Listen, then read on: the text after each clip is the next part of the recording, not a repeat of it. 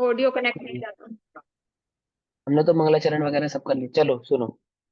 अब आज हमारी कक्षा का विषय चल रहा है समय सारजी, है ना। समय सारजी ग्रंथ श्री आचार्य अमृत चंद्र देव द्वारा रचित आत्मख्याति टीका के माध्यम से हम स्वाध्याय कर रहे हैं। और आज हमें कर्ता कर्म अधिकार का स्वाध्याय शुरू करना है। कर्ता कर्म अधिकार पेज नंबर 129। ठीक। ये मैं कर्ता आपसे एक कर्म बात अधिकार। बोल लूं। हाँ जी। आज सैटरडे, आज जो आपने पीछे कराया ना, जैसे जीवाधिकार, जीवा जीव अधिकार, अब वो एक बार आप इन शॉर्ट में बता दिए। मंडे से हम करता कर्म अधिकार शुरू कर लेंगे। क्या हाँ भैया, ख्याल है? सभी की यही सबसे, राय है। सभी बताओ। हाँ, आप सबसे सभी पूछ बोलो। लीजिए। सभी की भैया राय क्या है, कंटिन्यूशन चलो। भी चलने दो। रिवीजन अपने आप करेंगे। आप चलने दो कंटिन्यूशन। चलो कोई बात नहीं, रुको कोई बात नहीं। तो अभी सुनो हम। तो कर्ता कर्म अधिकार जो है वो श्लोक नंबर या कलश नंबर 46 से शुरू होगा। ठीक। अभी इससे पहले हमने क्या पढ़ा था, जीवा जीव अधिकार। तो जीवा जीव अधिकार में क्या पढ़ा था। आचार्य ये कहते हैं कि जीव और अजीव ऐसे ये दो द्रव्य हैं, और ये दो द्रव्य संसार में नृत्य नाटक कर रहे हैं एक होने का। अनादि से नाटक कर रहे हैं। और ज्ञानी इनके इस नाटक को पहचानता है। क्या पहचानता है कि ये जो जीव और अजीव एक रूप से परिणमित हो रहे हैं, ये एक नहीं है। ये दोनों कैसे हैं, ये भिन्न भिन्न है। तो इन दोनों को, जो ये नहीं जानते कि ये दोनों भिन्न भिन्न हैं, उनको ज्ञान कराने के लिए आचार्य देव ने जीवाजीव अधिकार में न्याय से, युक्ति से, प्रमाण से और निश्चय और व्यवहार द्वारा ये बात आपको समझाई कि ये जो जीव और अजीव हैं ये दोनों भिन्न भिन्न है, एक नहीं है। ठीक है ना। और एक रूप से परिणमित होते हुए दिखाई भी देते हैं। सिद्धांत ग्रंथों में अजीव को जीव की अपेक्षा से जीव ऐसा संबोधन भी दिया जाता है। तो वह व्यवहार से दिया जाता है, जिस प्रकार किसी घड़े में घी रखा हो और घी रखे होने के कारण उस घड़े को घी का घड़ा कहा जाता है। ज्ञानी ने इन दोनों के इस भेद को पहचान लिया। क्या पहचान लिया कि ये जीव और अजीव एक रूप से परिणमित हो रहे थे, परंतु ये एक नहीं है, ये दोनों भिन्न भिन्न है। और उस ज्ञानी को, जिसने इसको पहचाना है, ऐसे आचार्य भगवंत को बड़ा आश्चर्य होता है कि हे अज्ञानी, तुझे इतनी सी बात समझ में नहीं आ रही। हमें तो बड़ा खेद हो रहा है, बड़ा आश्चर्य हो रहा है कि ये जीव और अजीव प्रत्येक प्रकार से, अर्थात अपने लक्षणों से, अपने गुणों से, अपने कार्य से एकदम जुदे जुदे हैं, भिन्न भिन्न है। और हमें बड़ा खेद होता है कि तुझे ये भिन्न भिन्न भाषित नहीं होते। हम तो यही भावना भाते हैं, यही कामना करते हैं, यही हमारा आशीर्वचन है तुमसे कि तुम इस जीव और अजीव को भिन्न जानो, जीव को पुद्गल से भिन्न अनुभव करो। ये चैतन्य लक्षण वाला जो जीव द्रव्य है, ये वर्णादि लक्षणों वाले पुद्गल से कैसा है, अति भिन्न है। ठीक है ना। ये जीव जीव अधिकार में समझाया। अब कर्ता कर्म अधिकार में कहते हैं कि यही जीव और अजीव जो पहले एक होकर प्रवृत्ति कर रहे थे, अब इन्होंने एक नई युक्ति निकाली। क्या युक्ति निकाली। ठीक है। क्या युक्ति निकाली कि ये तो हमारा भेद पकड़ा गया कि जीव और अजीव हम दोनों अलग अलग हैं, ये तो हमारा भेद पकड़ा गया, अब क्या करें। ये जीव मिथ्या दृष्टि बना रहे। तो इन्होंने एक युक्ति ये निकाली कि अब ये दोनों इस बात, एक दूसरा रूप, पहले तो जीव और अजीव एक रूप से नाट्यशाला में प्रवेश किया था ना। अब इन्होंने दूसरा स्वांग, दूसरा रूप रचा है। क्या रूप रचा है इन दोनों ने कि हाँ, हम दोनों एक नहीं, अलग अलग हैं, लेकिन हम दोनों एक दूसरे के कर्ता हैं। ये मेरा कर्ता है, मैं इसका कर्ता हूं। समझ में बात। यानी जीव के कारण पुद्गल है और पुद्गल के कारण जीव है। पकड़ में आई? पहले कैसे आ रहे थे ये दोनों एक होकर, जीव और पुद्गल एक हैं, और अब क्या कह रहे हैं कि जीव का कर्ता पुद्गल है और पुद्गल का कर्ता जीव है, अथवा जीव के कारण पुद्गल है और पुद्गल के कारण जीव है। समझ गए। पकड़ में नहीं है कि पिता के कारण पुत्र है, पिता नहीं होगा पुत्र नहीं होगा, और पुत्र के कारण पिता है। जब पुत्र ही नहीं होगा तो उसे पिता कौन कहेगा।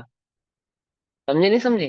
तो ये दोनों कैसे आके प्रवेश कर गए, कर्ता कर्म रूप से प्रवेश करते हैं कि हम दोनों एक दूसरे के कर्ता हैं। अब ज्ञानी यानी गुरुदेव आचार्य हमें इसका ज्ञान कराएंगे कि वे दोनों एक नहीं थे। ये बात तो सिद्ध हुई तो क्या वो एक दूसरे के कर्ता है? तो इस बात का ज्ञान कराने के लिए कर्ता कर्म अधिकार में ये समझाया जाएगा कि वो दोनों एक दूसरे के कर्ता नहीं है। देखो, लोक में कैसी मान्यता है, कैसे आमुख धर्म में कैसी मान्यता है, ये चार गतियां हैं। तो देव गति और नरक गति को तो आप अनुमान से ही जान सकते हैं, अनुमेय है, ये अनुमान से जानी जाती है, ठीक है ना। और जो प्रमेय है, यानी कि जो आपके ज्ञान का प्रत्यक्ष प्रत्यक्ष विषय बनती है, ऐसी त्रियंच गति और मनुष्य गति, ये दो गतियां हैं। तो वो एक आमुख धर्म ऐसा मानता है कि जो मनुष्य होते हैं, ये मरण को तो प्राप्त होते हुए दिखाई देते ही हैं और जन्म को भी प्राप्त होते हुए दिखाई देते हैं। तो मनुष्य मरण प्राप्त करने के बाद वापस जब जन्म लेता है, तो मनुष्य रूप से ही जन्म लेता है, किसी और गति में जाके जन्म नहीं लेता। वो इसका क्या लॉजिक देते हैं, उसका ये लॉजिक देते हैं कि ये एक लेवल होता है जीवात्मा का, ये जीवात्मा कहते हैं इसको, आत्मा को, ये जीवात्मा है और एक परमात्मा है, ठीक है ना।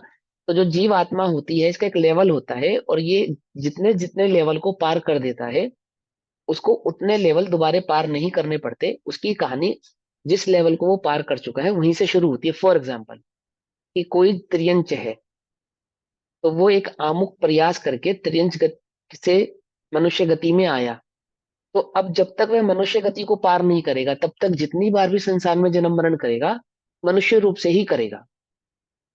जो एक इंद्रिय आदि जीव हैं, वो दो इंद्रिय आदि में आए, तो जब तक दो इंद्रिय आदि को पार नहीं करेंगे, तब तक जितनी बार भी जन्म मरण करेंगे, दो इंद्रिय पर्याय में ही रहेंगे। ऐसी मान्यता वाला एक धर्म जगत में विख्यात है।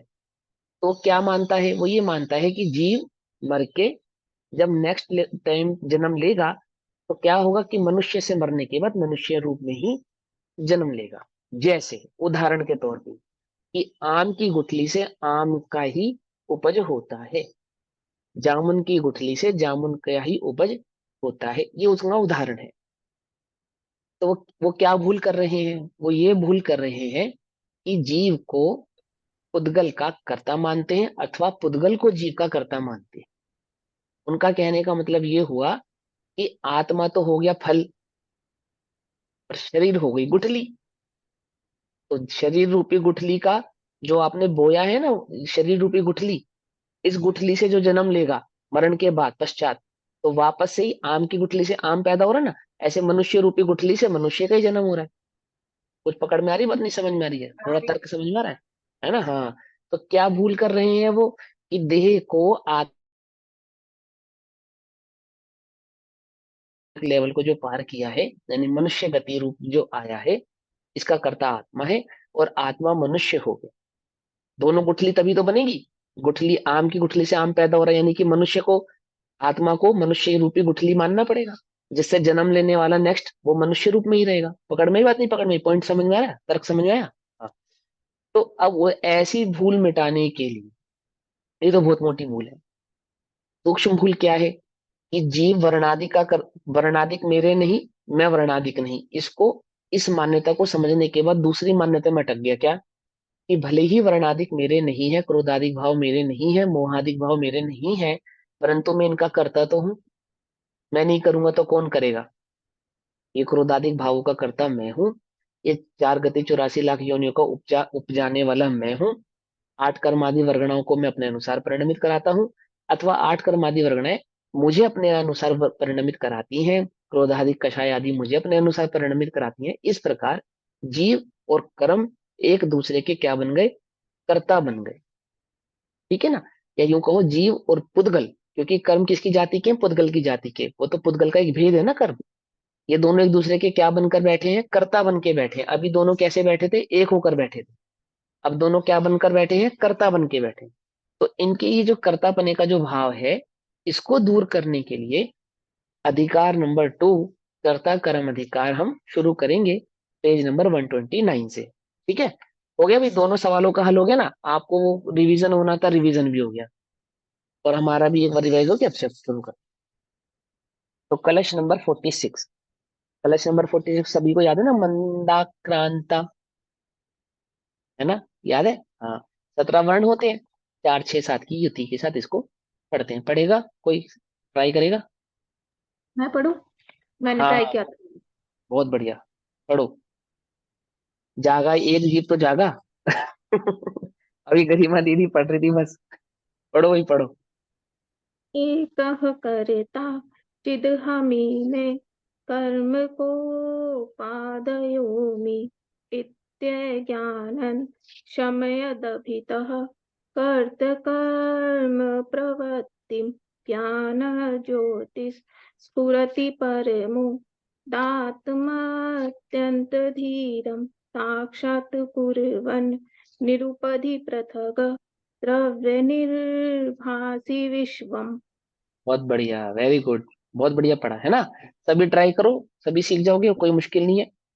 एक करता चिदहमियमे कर्म को पादयोमि इत्यज्ञानं शमयदभितः कृतकर्म प्रवृत्तिं ज्ञान ज्योतिस्फुरति परमो दातमत्यन्तधीरन् साक्षात् कुर्वन्निरुपधि पृथग् द्रव्य निर्भासि विश्वम। ठीक। क्या कहते हैं आचार्य देव? 1 मिनट भैया, आपने इसमें क्या बताया? 4, 5 और 7? हाँ, 4, 6 और 7। देखो 4 शब्द, एक करता 4 शब्द हो गए, है ना। चिदह मिह में कितने शब्द हो गए? 7 हो गए, है ना। अब बाकी कितने बचे? कर्म को ये हुए पादयोमि। छः, ये 6 छः हो गए, छः हो के गए बाद ना। 7। 7, ये 6 हो गए, अब 7। कर्म को पादयोमि। पादयों में। ये द, ये य और मी के बीच में है ना, ये जो आ है, ये साइलेंट होता है, अक्षर नहीं होता है ना, साइलेंट रहता है। क्योंकि या भी दीर्घ है और मी में भी मात्रा दीर्घ दीर्घ लगी है ना, तो उसी में गर्भित हो जाएगी। इत्य ज्ञानान शमयदभितः कर्तृकर्म प्रवृत्तिम। कर्तृ कर्तृकर्म, रा 2 बार है इसके अंदर, है ना। ज्ञान ज्योतिष स्फुरति परमो दातमत्यंत धीरन साक्षात् कुर्वन्निरुपधि पृथग द्रव्य निर्भासि विश्वम। है ना, इजी है ना। चलो, अब क्या कहते हैं? प्रथम टीकाकार कहते हैं कि, प्रथम टीकाकार क्यों कह रहे हैं? क्योंकि कर्ता क्रम अधिकार की शुरुआत आचार्य अमृत चंद्र देव के कलश से हो रही है, इसलिए पहले टीकाकार कहते हैं। क्या कहते हैं? अब जीव अजीव ही एक कर्ता कर्म के प्रवेश में प्रवेश करते हैं। वो जीव और जीव कैसे, अजीव कैसे थे? पहले एक रूकर प्रवेश किया था, अब जीव और अजीव ने कैसा कर्ता कर्म के वेश में प्रवेश किया इस नाट्यशाला में, संसार में, है ना। जैसे दो पुरुष परस्पर कोई एक स्वांग करके नृत्य के अखाड़े में प्रवेश करें, उसी प्रकार जीव अजीव दोनों एक कर्ता कर्म का स्वांग करके प्रवेश करते। इस प्रकार यहाँ टीकाकार ने अलंकार किया है। ठीक है। अब पहले उस स्वांग को ज्ञान यथार्थ जान लेता है। उस ज्ञान, उस स्वांग को, किस स्वांग को? जीव और अजीव जो एक रूप से आए थे, उसको ज्ञान ने क्या करा? यथार्थ रूप से जान लिया। ठीक है ना, ज्ञान ने जान लिया। ध्यान से समझना। जीव ज्ञान से जानता है, मैं ज्ञान से जानता हूं, है ना। एक बात ध्यान रखो, ज्ञान से जानता है ना जीव, इसलिए ज्ञान बंध का कारण नहीं है, मुक्ति का कारण है। कुछ लोग ऐसा मानते हैं कि मैं नहीं जानूंगा तो मुझे बंध नहीं होगा, मैं पाप के विषय में नहीं जानूंगा, मैं शास्त्र में क्या लिखा है वह नहीं जानूंगा, संसार में नरक और स्वर्ग के कारणों को नहीं जानूंगा तो मुझे बंध नहीं होगा। उसको ये बात नहीं मालूम, क्या नहीं मालूम? कि ज्ञान बंध का कारण नहीं है, ज्ञान तो मुक्ति का कारण है। समझ में ये बात नहीं? समझ में पकड़ में? हमें पता नहीं था ना, इसलिए हमें बंध नहीं होगा। तुम्हें सबसे ज्यादा बंध होगा। क्योंकि तुम तो ज्ञान को ही बंध का कारण मान रहे हो। तुमने तो ये स्वीकार कर लिया कि मुझे ज्ञान होता तो मुझे बंध अधिक होता, क्या? और ये कहते हैं कि ज्ञान ज्ञान यथार्थ जान लेता है। किसको जान लेता है? वस्तु स्वरूप को यथार्थ जान लेता है, जीव और अजीव की भिन्नता को जान लेता है, उन उस ज्ञान की महिमा का काव्य कहते हैं। अब उस ज्ञान की महिमा के रूप में ये काव्य कहा आचार्य ने, ठीक है ना। एक कर्ता, एक रूप से कर्ता बनकर जो आया है, देखो यह इस लोक में, ये नाट्यशाला को लोक को नाट्यशाला के रूप में प्रस्तुत किया था। तो इस लोक में अहम चिद, मैं चैतन्य स्वरूप आत्मा तो एक करता, एक करता हूं, और अमी कोपादया, यह क्रोधादि भाव में कर्म, मेरे कर्म है, यानी कि मैं इन क्रोधादिक भावों का करता हूं। पकड़ में ही बात। कोई ऐसा माने इस संसार में, इस लोक में, कि मैं चैतन्य स्वरूप आत्मा उद्गल तो नहीं हूं, वर्णादिक तो नहीं हूं, ये बात तो ठीक है, परंतु इन क्रोधादिक भावों का क्या हूं, करता हूं, है ना। ये मेरे कर्म है, मैं इनका करता हूं, ये मेरे कर्म है। कुम्हार का कर्म क्या है, घड़ा बनाना, मैं घड़ा बनाने का करता हूं, ये मेरा कर्म है। ऐसे ही जीव ने क्या माना कि इन क्रोधादिक भावों का कर्ता मैं हूं, और ये मेरे कर्म है, मेरा ही कार्य है, मैं नहीं करूंगा तो कौन करेगा, मैंने ही किया है, ऐसा। इति अज्ञानम कृत कर्म प्रवृत्तिम, ऐसी अज्ञानियों के जो कर्ता कर्म की प्रवृत्ति है, अज्ञानियों की प्रवृत्ति है ये। कैसी अज्ञानियों की प्रवृत्ति है, कि वे कर्म के कर्ता बनते हैं, अर्थात रागादिक क्रोधादिक भावों के कर्ता बनते हैं। अभितः शम्यत, अब सब ओर से शमन करती हुई अज्ञानी के उस अज्ञानमय भाव को, ध्यान से समझना। अज्ञानी का ज्ञान में भाव क्या है, कि मैं इन कर्मों का करता हूं, उसके इस अज्ञान में भाव को शमन करती हुई, अर्थात मिटाती हुई, है ना, शमन करती हुई, मिटाती हुई ज्ञान ज्योति स्फूर्यमान होती है, अर्थात प्रकट होती। अज्ञानी के उस अज्ञान भाव को मिटाती हुई ज्ञान ज्योति क्या होती है, प्रकट होती है, स्फूर्यमान होती है, प्रकट होती है। वह ज्ञान ज्योति कैसी है, परम उदात है, परम उदात है, निरंतर बढ़ने वाली है, ठीक है ना। अर्थात किसी के अधीन नहीं है, अधीन नहीं है कि कोई उस ज्ञान ज्योति को ढक लेवे, दबा देवे, मिटा देवे, ऐसी वह ज्ञान ज्योति नहीं है, परम उद्यात है, ठीक। देखो, मिथ्यात्व का नाश सम्यक दर्शन के द्वारा किया जा सकता है, पर लोक में एक भी ऐसा कर्म नहीं है जो आपके सम्यक दर्शन का नाश कर देवे। क्या कहा, समझ में ही बात, नहीं समझ में। उपशम छह उपशम के चक्कर में मत घूम जाना। छाया किस संदर्भ में समझ लो, कि छाया सम्यक दर्शन प्रकट हुआ, उस दर्शन प्रकट हुआ, जो सम्यक दर्शन प्रकट हुआ, वो किसके बल पे प्रकट हुआ, ज्ञान के बल पे प्रकट हुआ। तो ज्ञान ने मिथ्यात्व का नाश किया और सम्यक दर्शन प्रकट हुआ। तो क्या कोई ऐसा कर्म का उदय है कि उस सम्यक दर्शन का नाश कर सके, है। एक बार सम्यक दर्शन प्रकट हो गया, एक सम्यक दर्शन हो गया, या एक बार सम्यक दर्शन हो गया, तो क्या अब उस जीव को कोई संसार में रोक सकता है, पक्का कंफर्म है ना आप। इसे कहते हैं उद्दात, इसे कहते हैं उद्यात। अब ये बात समझ में, कि वह परम उद्दात है, अर्थात किसी के अधीन नहीं है। यदि एक बार प्रकट हो गई तो फिर कोई उसे दबा नहीं देगा, कोई उसे मिटा नहीं सकता। पकड़ में ही बात, नहीं पकड़ में ही। अत्यंत धीरम, अत्यंत धीर है, धैर्यवान है, अर्थात किसी भी प्रकार से आकुलता रूप नहीं है। आकुलता नहीं है, बोलो भैया, ज्ञानी को कोई आकुलता है क्या, कोई आकुलता नहीं, एकदम मस्त। समझे नहीं समझे, कैसी धैर्यवान है, धीर है। और निरुपधि पृथक द्रव्य निर्भासी, अर्थात पर की सहायता के बिना भिन्न भिन्न द्रव्यों को प्रकाशित करने का उसका क्या है, स्वभाव है ना। आंख कमजोर हो जावे तो चश्मे की सहायता से देखे, और ज्ञान ज्योति ऐसी नहीं है कि किसी की सहायता लेनी पड़े उसको पर द्रव्य को जानने के लिए अथवा वस्तु स्वरूप को जानने के लिए। वे कैसी है, कि अपन किसी की सहायता के बिना, और भिन्न भिन्न द्रव्यों को, भिन्न भिन्न द्रव्यों को, दैट मीन्स संसार में जितने भी द्रव्य हैं, उनके गुण हैं, उनकी पर्याय है ना, उनका जो परिणमन है भिन्न भिन्न रूप से, है ना, अच्छे से बिल्कुल डिटेल में, द्रव्यों को प्रकाशित करने का उसका स्वभाव है। प्रकाशित करने का स्वभाव है, दैट मीन्स ज्ञान में जान लेने का उसका स्वभाव है। ठीक है ना। इसलिए विश्वम साक्षात कुर्वत कुर्वत, वह समस्त लोकालोक को साक्षात करती है, अर्थात प्रत्यक्ष करती है। समझ में, प्रत्यक्ष करती है, साक्षात करती है। इसको साधारण भाषा में कहे तो जानती है। वह ज्ञान ज्योति इस समस्त लोक को, समस्त विश्व को जानती है। ठीक है ना।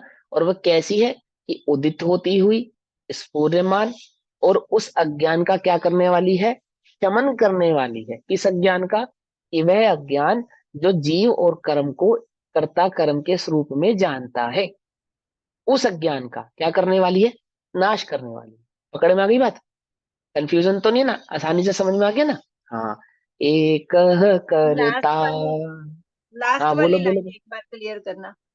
हाँ, वह समस्त लोकालोक को साक्षात करती है, प्रत्यक्ष करती है, अर्थात समस्त लोकालोक को जानती है।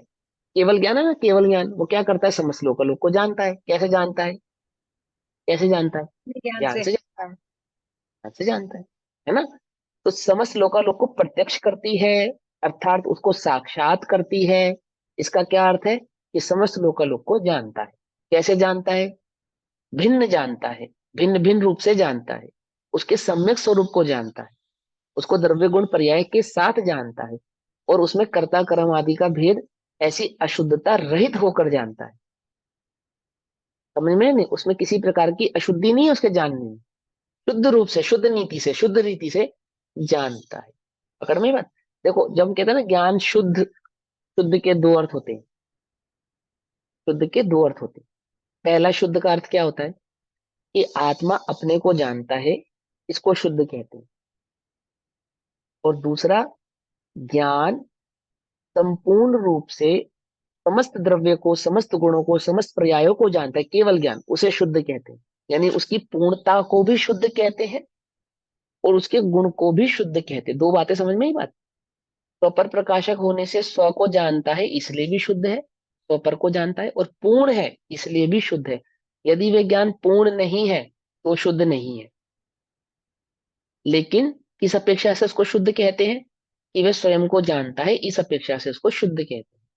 तो क्या समझना, अपेक्षा को समझा रहा हूं, कि केवल ज्ञान की अपेक्षा से तो जितना भी ज्ञान है सब अशुद्ध है, लेकिन सम्यक दर्शन की अपेक्षा से जो सम्यक दृष्टि का ज्ञान है वह शुद्ध है।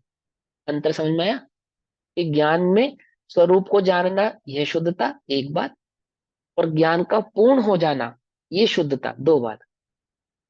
इससे क्या समझ में आता है, इससे कुछ समझ में आया तो मैं नहीं समझ में आया, कुछ समझ में नहीं आया, वो क्या कहा भैया ने।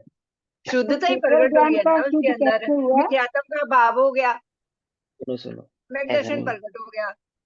ऐसा और नहीं है ना, केवल बस ज्ञान इतना। पूर्ण ज्ञान। केवल ज्ञान अशुद्ध कैसे हो गया? केवल ज्ञान को तो अशुद्ध हमने कहा ही नहीं।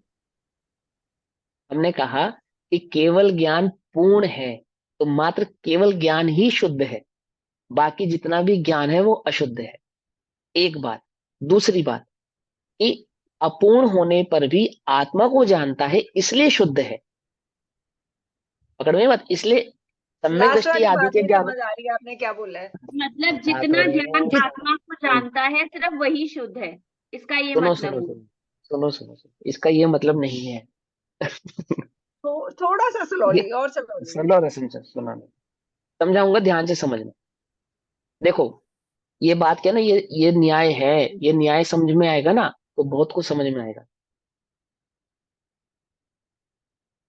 भगवान के तीन गुण होते हैं, सर्वज्ञता, वीतरागता और हितोपदेशता। तीन गुण होते हैं ना। ये ये जो ज्ञान है, ज्ञान नामक मेरे पास जो गुण है, इसको शुद्ध करना है, इसको शुद्ध करना है। समझना ध्यान से।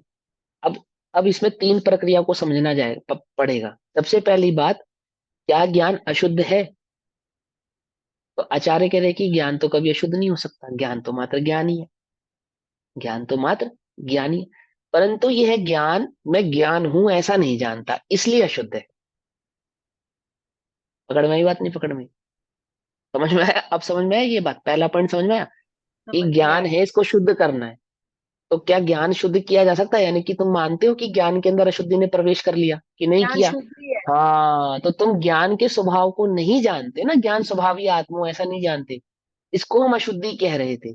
अब तुम ज्ञान स्वभावी आत्मा हूं ऐसा जानते हो, चैतन्य स्वरूप आत्मा हूं, हाँ बोले जान, ये शुद्ध हो गया ज्ञान, क्योंकि ज्ञान को अपनी खबर हो कि मैं ज्ञान में चैतन्य तत्व। एक बात। दूसरी बात, अब आचार्य कहते हैं कि ये पूरी शुद्धि नहीं है, ये अधूरी शुद्धि है।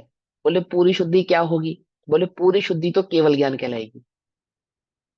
तो जब तक वह पूरी शुद्धि नहीं है, अधूरी शुद्धि है, तो अधूरी शुद्धि भी अशुद्धि कहलाएगी ना, शुद्धि कहलाएगी ना, है ना? तो पूरी शुद्धि यानी केवल ज्ञान, दो बातें हो गई। अब इसको शुद्ध ऐसा नाम क्यों देते हैं? क्योंकि पहले ये राग को ज्ञान में मिलाकर देखता था, कर्म को ज्ञान में मिलाकर देखता था, अब ज्ञान को राग से भिन्न होकर देखता है। तो ज्ञान को राग से भिन्न होकर देखने के कारण एक गुण और प्रकट होगा, वीतरागता का गुण। तो जब ज्ञान पूर्ण होगा तो यह वीतरागता भी पूर्ण होगी या नहीं होगी? कुछ बात समझ में नहीं? तो वीतरागी भी हो जाएंगे और सर्वज्ञ भी हो जाएंगे। दो बातें समझ में आई या नहीं समझ में आई? है ना?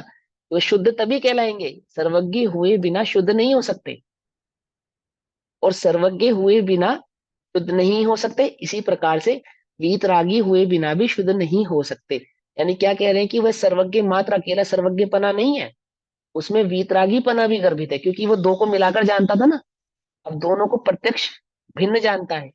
प्रत्यक्ष भिन्न जानने की कला तो केवल ज्ञान में ही है, प्रत्यक्ष भिन्न जानने की कला तो केवल ज्ञान में ही है। तो पूर्ण वीतरागी हो गया, दो बातें हो गई, क्योंकि वो वीतरागी भी हो गया और सर्वज्ञ भी हो गया। तो जो अब उसका उपदेश होगा, यानी उस ज्ञान के माध्यम से अब जो भी जाना जाएगा, जो भी कहा जाएगा, वो डेफिनेटली हितोपदेश रूप ही होगा।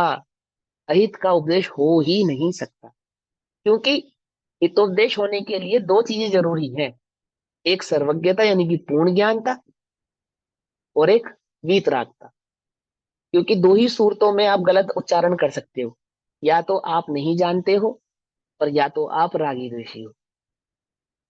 असत्य भाषण राग है ना, या गलत भाषण तो आप तभी कर सकते हो, या तो आप उसका अर्थ नहीं जानते और जो जानते हो उसको सही जान रहे हो, एक बात। दूसरा, या आपके भीतर में कोई ना कोई कषाय विद्यमान है कि लोग मुझे अज्ञानी समझेंगे, इसने मेरे से प्रश्न पूछा और मैं उत्तर नहीं दे पाया, मेरे बारे में क्या सोचेगा, आदि आदि कई प्रकार की अपनी भावनाएं हो सकती हैं। ये मेरे से आगे ना निकल जाए, पीछे ना रह जाए, that means X Y Z. तो इस अपेक्षा से क्या समझ में आया कि भगवान हितोपदेशी है ना, तो बोले बिना सर्वज्ञ हुए बिना हितोपदेशी नहीं हो सकता। और सर्वज्ञता है, यही उनकी वीतरागता का कारण है, क्योंकि वीतरागीपना वो सर्वज्ञता का क्या है, संभावी लक्षण है। संभावी लक्षण, क्योंकि सर्वज्ञपना कहेंगे क्यों? क्योंकि अज्ञानी ही है जो ज्ञान में कर्म को एक करके जानता है। सर्वज्ञ तो जानते हैं कि ज्ञान और कर्म दोनों भिन्न भिन्न है, एक करके जानेंगे नहीं। पकड़ना ही मत, नहीं पकड़ना। और ये ज्ञान का कर्म में निर्णय हुए बिना यहाँ इसको इससे यानी कर्म को ज्ञान से भिन्न किया नहीं जा सकता। क्या क्या कहा? तिल में तेल है, एक बात। तो वो तो धरती से जब तिल पैदा होता है तो तेल के साथ ही पैदा होता है। तिल जब पैदा होता है तो उसके साथ तेल तो ऑटोमेटिकली होता है। तो ये निर्णय पहले करना पड़ेगा कि तिल को तेल से अलग किया जा सकता है, तभी तिल में से तेल निकाला जा सकता है। क्या कहा? यदि ये निर्णय नहीं किया जावे कि तिल और तेल अलग अलग हैं, तो कोई भी तिल में से तेल नहीं निकाल पाएगा। क्या कह रहे हैं? बात समझ में भी नहीं आ रही है? ये निर्णय तो पहले ही होगा ना कि ये तिल है और इसमें तेल है, और इस तेल को इस तिल में से निकाला जैसे जा ये सकता है। बताते कि रेत में से थोड़ी तेल निकाला जाएगा, जब हाँ, तेल नहीं भी जा सकता, रेत में क्योंकि से वहां निकल। निर्णय है कि यहाँ तेल नहीं है। एक बात। अच्छा, शक्कर में मिठास है ना? तो शक्कर में से मिठास को अलग करके निकाल कर दिखाओ, नहीं निकाल सकते। कुछ बात समझ में है? सिर्फ इतना निर्णय करना काफी नहीं है कि इसके अंदर ये वस्तु विद्यमान है, ये भी निर्णय करना पड़ेगा कि ये इसमें से अलग की जा सकती है या नहीं की जा सकती। तो तिल में तेल है ये निर्णय हुआ, जैसे शक्कर में मिठास है ये निर्णय हुआ। लेकिन तिल में से तेल निकाला जा सकता है ये निर्णय किया, और शक्कर में से मिठास को नहीं निकाला जा सकता है ये निर्णय। ये दो निर्णय समझ में आ रहे? नहीं समझ में आ रहे? ऐसे ही ज्ञान को कर्म में मिलाकर जानने वाला, ये निर्णय पहले करना पड़ेगा उसको। क्या निर्णय करना पड़ेगा? कि ज्ञान और कर्म दोनों भिन्न भिन्न है, भिन्न भिन्न है, और भिन्न भिन्न देखेगा तो वह कर्म से निष्पन्न होगा, यानी कि अलग हो जाएगा। पकड़ में आ रही बात? नहीं पकड़ में आ रही? ये निर्णय पहले करना पड़ेगा। तो केवल ज्ञान प्रकट करने से पहले ज्ञान का निर्णय करना पड़ेगा, ज्ञान का निर्णय करना पड़ेगा। ये उस ज्ञान की बात कह रहे हैं कि यहाँ पे वो जो ज्ञान है वो जो भिन्न भिन्न द्रव्य को प्रकाशित करने वाला है उसका स्वभाव है, इसलिए वह समस्त लोकालोक को साक्षात करती है, प्रत्यक्ष करती है। दैट मीन समस्त लोकालोक को जानती है। क्या जानती है? भिन्न भिन्न जानती है, भिन्न भिन्न जानती है, स्वभाव से जानती है, उनके द्रव्य गुण पर्याय आदि से जानती है। कंफ्यूजन तो नहीं ना कोई? हालांकि मैं कोशिश कर रहा हूँ और इजी करने की, मैं आपको ज्यादा उलझाऊंगा नहीं। पर ये निर्णय समझ में आया या नहीं समझ में आया? लो अब आगे चलते हैं, आगे भावार्थ पढ़ते हैं। ऐसा ज्ञान स्वरूपी आत्मा है, ज्ञान स्वरूपी आत्मा है, वह पर द्रव्य तथा पर भावों के कृतत्व रूप अज्ञान को, अर्थात क्या है, पर द्रव्य के और पर द्रव्य के परिणमन को, पर द्रव्य तथा पर भावों के, ये शब्द है ना। तो पर द्रव्य और पर भावों का मतलब क्या है? एक तो पर द्रव्य और उस द्रव्य का जो कार्य है, पुद्गल, पुद्गल का जो कार्य है, वर्ण आदि राग आदि गुण स्थान आदि किसका किसका सिद्ध किया था? पुद्गल का। तो पुद्गल एक द्रव्य हो गया, और उस पुद्गल के जो कार्य हैं, वर्ण आदि कार्य हो गए, गुण स्थान आदि कार्य हो गए, रागादिक भाव जो उसके कार्य हो गए, है ना, अध्यात्म स्थान आदि जो उसके कार्य हो गए, पर भावों के कर्तृत्व रूप अज्ञान को, यानी कि मैं उनका करता हूं, इस प्रकार के अज्ञान को दूर करके स्वयं प्रकट प्रकाशमान होता है। क्या कहा? चैतन्य आत्मा, ये आत्मा। हाँ पूछो पूछो। पर भाव का मतलब भाव कर्म नहीं है? पर भाव का मतलब भाव कर्म नहीं है, पर भाव का मतलब हो गया पर द्रव्य का परिणमन, उसकी पर्याय। समझ में आई बात? ये जैसे मैं फिर वो शरीर का तो, काम कर सकता हूँ, मतलब कि मैं हाँ शरीर मैं शरीर, चलाता हूँ। शरीर आदि का कर्ता मैं हूँ, कर्म कर्म आदि का कर्ता मैं हूँ, गुण स्थान आदि का कर्ता मैं हूँ। ये ये सब किसकी द्रव्य और पर्याय हैं? पर्याय को नहीं समझा इसका मतलब। हाँ ये किसकी पर्याय है? पुद्गल की पर्याय है ना। कर्म, रागादिक परिणाम, गुण स्थानादिक भाव, इस सबको पुद्गल का सिद्ध किया या नहीं किया? जीवा जीवाधिकार में किया ना। तो ये सब पुद्गल का है, और पुद्गल से जो जिसका होता है वह उसी से निर्मित होता है। अंतिम अंतिम कलश पढ़ा था ना जीवा जीवाधिकार का, इस स्वर्ण की मयान स्वर्ण ही है, अन्य और कुछ नहीं, अन्य कुछ नहीं है। इसी प्रकार से पुद्गल का जितना भी भाव है वो सब पुद्गल ही है, अन्य कुछ नहीं है। यार रागादि परिणाम तो भाव कर्म आ गए ना। कोई तो कंफ्यूज कर रहे हो ना अपने आप को। रागादिक भाव, भाव कर्म आ गए, वो बिल्कुल करेक्ट है, लेकिन यहाँ पे पर भावों का मतलब रागादि हाँ, भाव की बात नहीं कर रहे वहां पे। ये सब पुद्गल है। ये रागादि भाव किसके हैं बोलो? जीवा जीव अधिकार में क्या सिद्ध किया था बताओ? पुद्गल है ना। वही तो कह रही हूँ। फिर इसमें पुद्गल का परिणमन और भाव सब आ जाएंगे ना, कर्म सब सारे आ कर्म जाएंगे, आ जाएंगे, द्रव्य हाँ कर्म सारे, भाव कर्म सब सब कुछ आ सब सब जाएगा। सब सब। तो इसको मात्र भाव कर्म के खाते में मत डालो, ये कह रहा हूँ। खाली उसे एक खाते में मत डालो। ये निर्णय करो ये पुद्गल है और पुद्गल का परिणमन है, दो चीजें। राग क्या है बोलो? राग पुद्गल का द्वेष मोह परिणमन। पुद्गल का ही है। समझे ना? अब पकड़ में, कर्म का उदय क्या है बोले? पुद्गल का परिणमन। राग द्वेष क्या है? पुद्गल का परिणमन। गुण स्थान क्या है? पुद्गल का परिणमन। पुद्गल का भाव, पर द्रव्य और उसका भाव, 29 भाव पढ़े थे ना, 29 प्रकार पढ़े थे ना। वर्ण आदि क्या है? शरीर क्या है बोले? पुद्गल। तो शरीर का रोग क्या है बोले? पुद्गल का परिणमन। ऐसे ही शरीर में होने वाले साता साता क्या है बोले? पुद्गल का परिणमन। बोले साता साता ये क्या चीज होती है बोले? कर्म। कर्म क्या है कि पुद्गल, पुद्गल का परिणमन। मोह क्या है कि कर्म, कर्म क्या है कि पुद्गल, तो मोह क्या हुआ? पुद्गल का परिणमन। पकड़ में आई बात नहीं पकड़ में आई? या नहीं समझ में आई अभी भी? यहाँ पे पर भावों का कहकर खाली भाव कर्मों को नहीं लेना, वो समस्त एक द्रव्य पुद्गल का सिद्ध किया, और फिर वो पुद्गल के भिन्न भिन्न परिणमन करे। कि 5 प्रकार की कर्म वर्गणाएं क्या है? कि पुद्गल है और कुछ नहीं है। समझ में? सोने का कंगन, सोने का हार, सोने की अंगूठी क्या है? कि एकमात्र स्वर्ण ही है, अन्य कुछ नहीं है। इसी प्रकार पुद्गल का कर्म, पुद्गल का बंध, पुद्गल का उदय, पुद्गल का राग, है ना, पुद्गल का गुणस्थान, वे सब क्या है? कि पुद्गल ही है। तो एक पर द्रव्य और एक उस पर द्रव्य की पर्याय। तो उन पर्यायों को आपने 29 भावों में जाना। अभी कोई कंफ्यूजन? अभी कोई कंफ्यूजन नहीं है ना? हाँ, ये इसलिए कह रहे हैं कि आप एक भाव कर्म के खाते में डाल दोगे तो गड़बड़ हो जाएगी, कि मात्र भाव कर्म की बात रह गई, है ना? हाँ, अज्ञान को दूर करके स्वयं प्रकट प्रकाशमान होता है, यानी कि मैं ज्ञान हूं, चैतन्य में ज्योति हूं, ऐसा अपना अनुभव करता है। उस पुद्गल से अपने को भिन्न करके अनुभव करता है। अनुभव करता है, यहाँ पे प्रकट प्रकाशमान होता है का मतलब क्या है?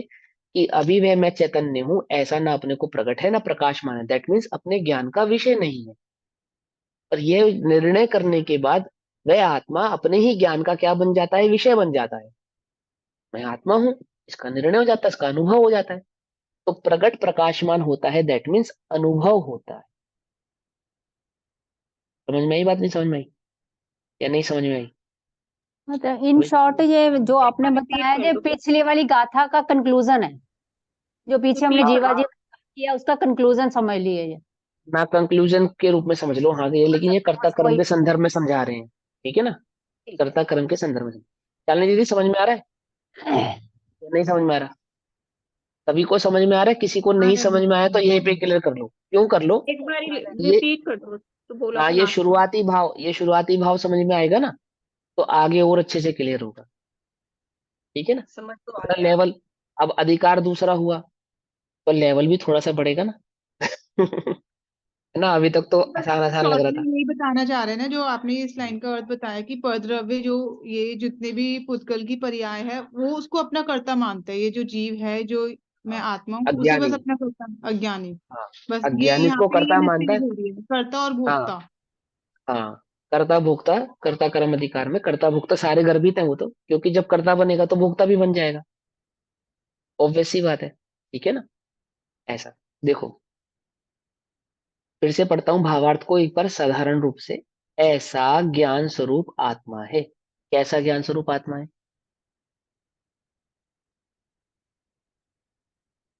पर द्रव्यों जानने से वाला, भिन्न है। ज्ञान, ज्ञान जानने भी। वाला। पर पर द्रव्यों हाँ, से भिन्न है। हाँ, ये जो अभी आपने अभी कलश पढ़ा ना, उस कलश में क्या बताया? स्फुर्यमान उद्यात, स्वयं को प्रकाशित करने वाला, पर से भिन्न, ऐसा ये ज्ञान स्वरूप भगवान आत्मा है। कैसा है वो भगवान आत्मा? कि वह है पर द्रव्य तथा पर भावों के कर्तृत्व रूप अज्ञान को दूर करके। ज्ञान स्वभावी आत्मा कैसा है? कि पर द्रव्य में जो एक पना हो रहा था कि मैं पर हूं, ऐसा ज्ञान दूर कर दिया, और मैं उनका करता हूं, ऐसा अज्ञान दूर कर दिया। ऐसे अज्ञान को दूर करके तो मैं ज्ञानमय हूं, ऐसा स्वयं को अनुभव करता है। ज्ञान हूं एकमात्र, उसका अनुभव करता है। अभी कर्म का अनुभव कर रहा था और ज्ञान दशा में ज्ञान का अनुभव करता है। पकड़ में ही बात? तो स्वयं प्रकट प्रकाशमान होता है, अपने को स्वयं ज्ञान रूप से जानता है, चैतन्य रूप से अनुभव करता है, मैं एकमात्र चैतन्य हूं, ऐसा उसकी समझ में आ जाता है। ठीक है ना? ये इस लाइन पर जोड़ देने का कारण क्या है, ये समझाने का यहीं पर। अभी आप ज्ञान चेतना, कर्म फल चेतना, ऐसे बहुत सारे आगे सिद्धांत आएंगे एक प्रकार के। तो वहां पर अटक ना जाओ, फंस ना जाओ, इसलिए मैं यहीं पे भूमिका बांध रहा हूँ सही तरीके से, कि वहां ना आपको कोई गड़बड़ होने वाला है। ठीक, चलो। अब जब यह जीव आश्रव के और आत्मा के विशेषकों को, विशेषकों को मतलब अंतर को, अंतर को मतलब क्या होता है? भेद को, भेद को, उनकी भिन्नता को, विशेषकों को क्या क्या है? मतलब उनकी भिन्नता को। ठीक है ना? हाँ, ये अविशेषक शब्द सब शब्द पढ़ के ऐसा मत समझ लेना कि वो आत्मा के विशेष है। ऐसा नहीं, यहाँ पे विशेषक का अर्थ है भिन्न। तो क्या कहते हैं? अब जब यह जीव यानी मैं जीव आश्रव के, आश्रव के दैट मीन्स, अब उसमें तीनों लगा लो, द्रव्य कर्म, भाव कर्म, नो कर्म, तीनों लगा लो। आश्रव के और आत्मा के, आत्मा की भिन्नता को नहीं जाने, तब तक वह अज्ञानी रहता हुआ। अज्ञानी कब तक है? जब तक दो द्रव्यों के बीच की भिन्नता को नहीं जानता। जब तक दो द्रव्यों के बीच की भिन्नता को नहीं जानता तब तक क्या रहेगा, अज्ञानी रहेगा। आश्रवों में स्वयं लीन होता हुआ, यानी कि पुद्गल में स्वयं लीन होता हुआ, कर्म में स्वयं लीन होता हुआ, कर्म के उदय में लीन, कर्म का बंध करता है, ये गाथा द्वारा कहते हैं, है ना। आश्रमों में लीन होता है यानी कि कर्म में लीन होता हुआ कर्म का क्या करता है, बंध करता है। पकड़ में ही बात, कर्म के बंध का क्या कारण बताया यहाँ पे, आश्रव में लीन होना। आश्रव में लीन होना मतलब आश्रव और आत्मा के बीच की भिन्नता को नहीं जानना, ठीक है ना। आश्रव क्या है, कर्म, कर्म क्या है, पुद्गल। तो जीव और पुद्गल के बीच की भिन्नता को ना जानना, और उसमें किस प्रकार से लीन होना, कि पहले तो एक रूप से लीन हो रहा था, अब कर्तृत्व रूप से लीन हो रहा है, कि मैंने कर्म बांधे, मुझे कर्म का उदय आया, हे भगवान मेरे कर्म का उदय है, आदि आदि। पकड़ में बात, मैं क्रोध का करता हूँ, मैं मान का करता हूँ, है ना। मैंने मुझे मुझे मैं वैसे गुस्सा नहीं करता, तुम दिलाते हो तो मुझे गुस्सा आ जाता है, ठीक है। ऐसे क्रोधादिक भावों को का कर्ता बनता है, ऐसे रागादिक भावों का कर्ता बनता है। कि अभी क्या था, एक पना था, स्वांग में क्या था, एक पना था, भिन्नता हो गई, अब क्या हो गया, कर्तृत्व, कि मैं करता हूं, पर नहीं जानता, नहीं जानता कि मैं इनका करता भी नहीं हूं, ऐसा नहीं जानता, इसीलिए बंध को प्राप्त होता है। पॉइंट पकड़ में आया, है ना। अब इस भाव को कहने के लिए आचार्य कुंद कुंद देव ने गाथा नंबर 69 और 70 ऐसी दो गाथाएं कही, समझ में है ना। अब वो कर्म का करता है या बंध को कैसे प्राप्त होता है, उस भाव को समझाएंगे गाथा नंबर 69 में और गाथा नंबर 70 में। पढ़ते हैं। जावना वेदि विशेषंतरन तू आदासवाण दोहंपी अन्नानि तावदुसो कोहादिसु वट्टदे जीवो। फिर पढ़ते हैं, पर जावना वेदी, जावना वेदी क्या अर्थ है इसका, जब तक नहीं, ना मतलब नहीं, वेदी मतलब वेदन करता, जाओ मतलब जब तक। हाँ, हाँ वेदी माने वेदता, जब तक नहीं वेदता। अब यहाँ वेदता का मतलब है जानता, ठीक है ना। यहाँ वेदता का अर्थ क्या हो गया, जानता, जब तक नहीं जानता। तो वेदी माने वेदनता, क्या, विशेषंतरंतु, विशेष अंतर, विशेष अंतर, और तू, और आदासवण दो हम पी। आदा माने आत्मा, आदा नान प्रमाणम, अप्पा माने भी आत्मा होता है और आदा माने भी आत्मा होता है। आदा का अर्थ भी आत्मा, अप्पा का अर्थ भी आत्मा। आदा समान, आदा यानी आत्मा, और आश्रव,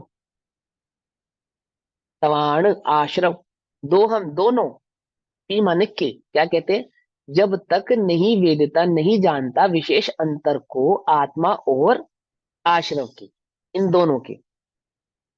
अन्नानी तावदुसो, अज्ञानी तब तक तो, या वह ओहादिसु वट्टदय जीवो।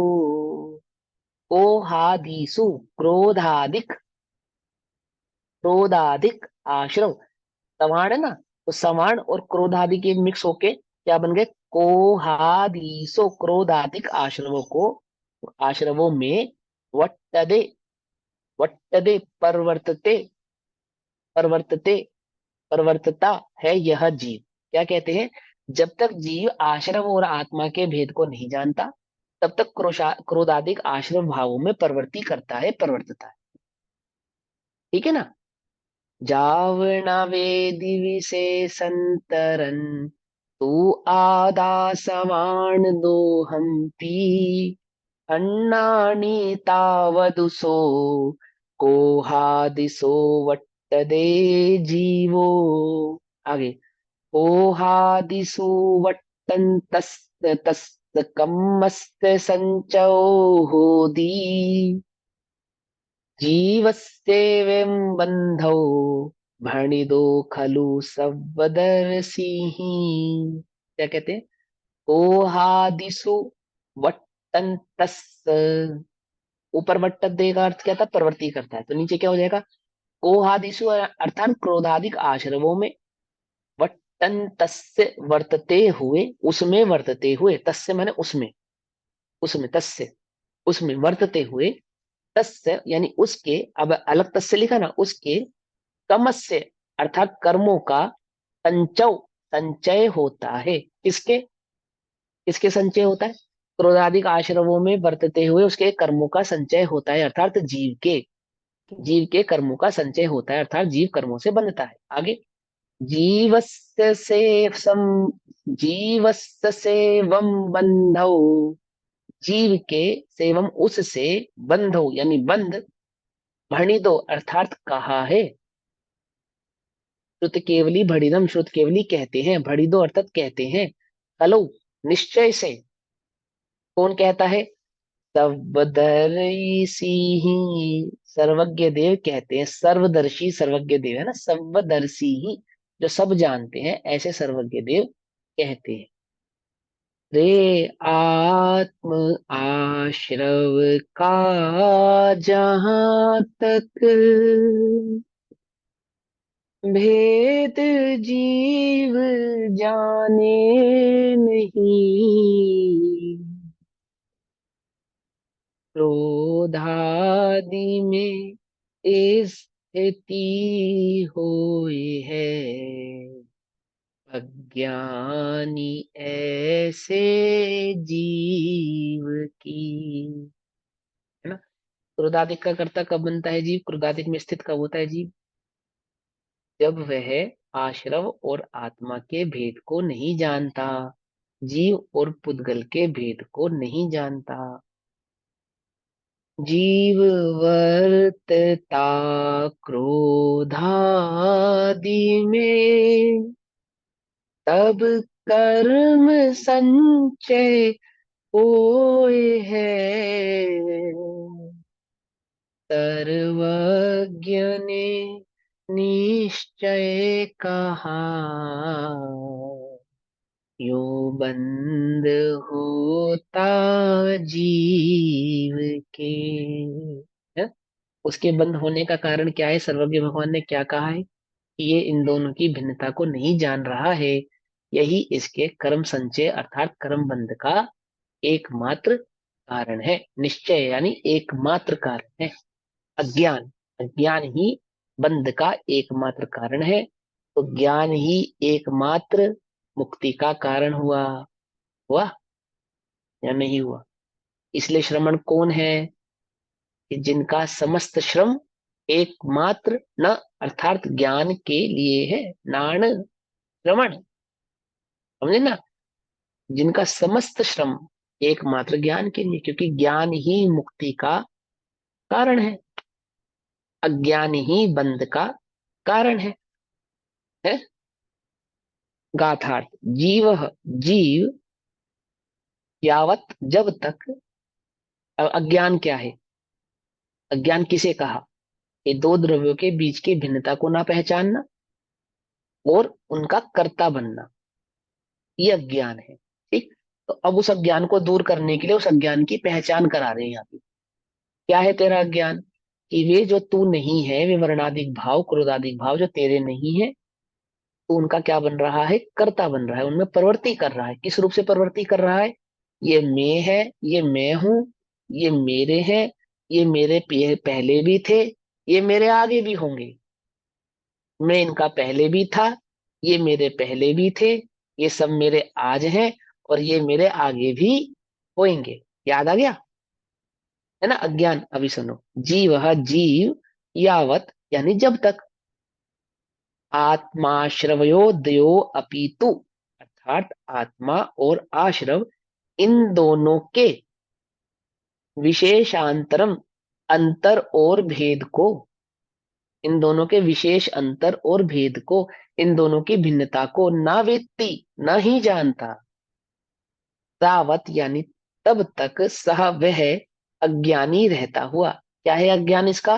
कि आशीर्वादिक पुद्गल और जीव की भिन्नता को नहीं जानता, है ना, उनके अंतर को नहीं जानता, उसके भेद को नहीं जानता, तब तक अज्ञानी रहता है। और तब तक अज्ञानी रहता हुआ क्या होता है? कि क्रोधादिशु, क्रोधादिक आश्रमों में वर्तते प्रवर्तता है। किस रूप से प्रवर्तता है? निज रूप से प्रवर्तता है। क्रोधादिशु, क्रोधादिक में वर्तमानस्य तस्य, प्रवर्तमान उसके कर्मणः अर्थात कर्म का संचय होता है, भवति होता है। खलु वास्तव में, निश्चय से, वास्तव में, खलु आदि स्वभाव से, है ना, एवं इस प्रकार जीव से, जीव के बंध कर्मों का बंध सर्वदर्शी भी सर्वज्ञ देव ने भणंती कहा है। पकड़ में ही बात। अब टीका पढ़ते हैं। जैसे यह आत्मा जिनके तादात्म्य सिद्ध संबंध है, ऐसे आत्मा और ज्ञान में क्या कहते हैं? तादात्म्य संबंध और एक क्षेत्र का संबंध याद है ना? अग्नि और उष्णता का तादात्म्य संबंध, दूध और पानी का एक क्षेत्र का संबंध। तो आत्मा और ज्ञान का कैसा संबंध है? तादात्म्य संबंध है। आत्मा और कर्म का कैसा संबंध है? एक क्षेत्र का संबंध हो सकता है, पर होता ही है, ऐसा नहीं है जैसे सिद्धों के नहीं होता, है ना। हाँ अज्ञानी मानता है। हाँ, तो लेकिन ये कैसा मानता है? तदाद में संबंध मानता है, ये इसका ज्ञान है। तदाद में मानता है, ये इसका ज्ञान। तो क्या कहते हैं? यह जैसे यह आत्मा जिनके तदाद में सिद्ध संबंध है, किसके साथ आत्मा का तदाद में सिद्ध संबंध है? दर्शन ज्ञान चारित्र आदि के साथ। तो ऐसे आत्मा और ज्ञान में विशेष अंतर भिन्न लक्षण न होने से उनके भेदों को, पृथकत्व को ना देखता हुआ, अर्थात अपने को ज्ञान से भिन्न ना देखता हुआ, अपने को दर्शन चारित्र आदि से भिन्न ना देखता हुआ, यानी एक अखंड चैतन्य स्वरूप आत्मा अपने को जानता हुआ। आचार्य देव की लिखने की शैली ऐसी है ना, क्लिष्ट है थोड़ी सी, वो बात को विपरीत रूप से कहते हैं, है ना। तो क्या है इसका मतलब? कि तादाद में सिद्ध है, अर्थात आत्मा और ज्ञान के बीच में तादाद में संबंध है, और जो अपने को ज्ञान से भिन्न नहीं जानता, अर्थात अपने को ज्ञान में, चैतन्य में आत्मा जानता है, ठीक, निशंकतया ज्ञान में अपने पने से प्रवर्तता है। वो निशंक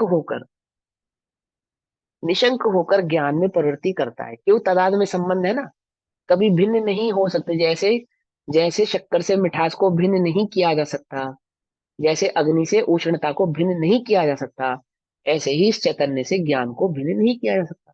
कोई शंका ही नहीं है उसको। निशंक होकर प्रवृत्ति करता है, दैट मीन्स निशंक होके ज्ञान स्वरूपी चैतन्य आत्मा में रमण करता है, उसका अनुभव करता है।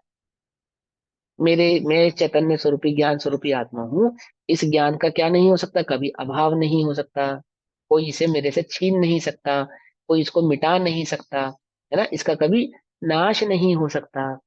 निशंक होकर एक चैतन्य स्वभावी आत्मा में प्रवृत्ति करता है, मैं चैतन्य हूं, इसका अनुभव करता है।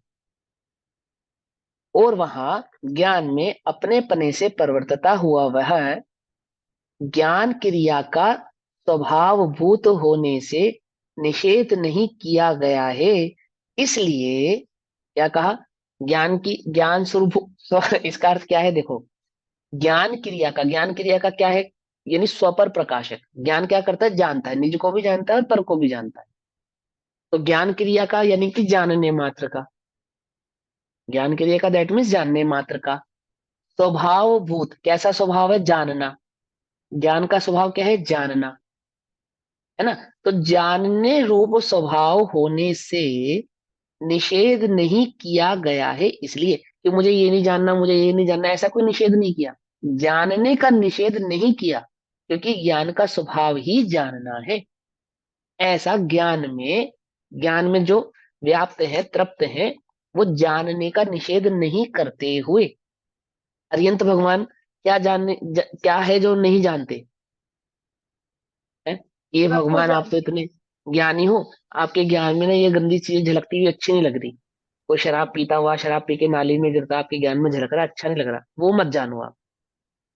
अरे पंडित जी, आप ये मत जानो, ये आप मत देखो, आपके जानने लायक नहीं है। आप तो ये देखो शास्त्र में क्या लिखा है। ऐसा हो नहीं शास्त्र सकता। समझ नहीं, तो मेरी बात समझना। तो क्या कहते हैं, जानना उसका स्वभाव है। तो जानने का निषेध नहीं किया गया है, इसलिए जानता है। जानने रूप में परिणमित होता है, मात्र जानने में ही परिणमित रहता है, प्रवृत्ति करता है। तो दातम है मेरा नाम, मात्र जानना मेरा काम। जानने में ही प्रवृत्त रहता है, जानने की प्रवृत्ति करता है। जान क्रिया, ज्ञान की क्रिया क्या है, जानना, मात्र जानने रूप प्रवृत्ति करता है। जानना जानना जानना जानना जानना, ऐसी प्रवृत्ति करता है। इसी प्रकार जब तक यह आत्मा, जिन्हें संयोग सिद्ध संबंध है, ऐसा जो सदमस्त जीव है ना, जिसको संयोग सिद्ध संबंध है, यानी जिसको कर्मों का संयोग है, कर्मों के उदय का संयोग है, शरीर आदि द्रव्य कर्म भाव कर्म का संयोग है, ऐसा आत्मा और क्रोधादिक आश्रवों में भी अपने अज्ञान भाव से विशेष ना जानता हुआ, उनके भेदों को नहीं देखता, तब तक निशंकतया क्रोधादिक में अपने पने से प्रवर्तता है। अज्ञानी का क्या सिस्टम है कि वे जानने वाले स्वभाव को तो नहीं जानता कि मैं ज्ञानमय आत्मा हूं, ऐसा तो वो नहीं जानता। और क्या है कि वो जो संयोग सिद्ध संबंध है, यानी अनादि से कर्मों का जीव का जो संबंध है, उस संबंध को एक रूप से जानकर और निशंकतया माने निशंक होकर ऐसा मानता है कि मैं देह हूं, मैं कर्म का करता हूं, मैं कर्मों को बांधने वाला हूं, कर्मों का उदय मुझ में आता है, क्रोधादिक भावों का करता मैं हूं और क्रोधादिक भाव मेरे हैं, ऐसा निशंक होकर प्रवृत्ति कर रहा है। कौन? जो इनके भेद को नहीं जानता, जो अपने ज्ञान के तादाद में संबंध को नहीं जानता और ज्ञान और पुद्गल की भिन्नता को नहीं जानता।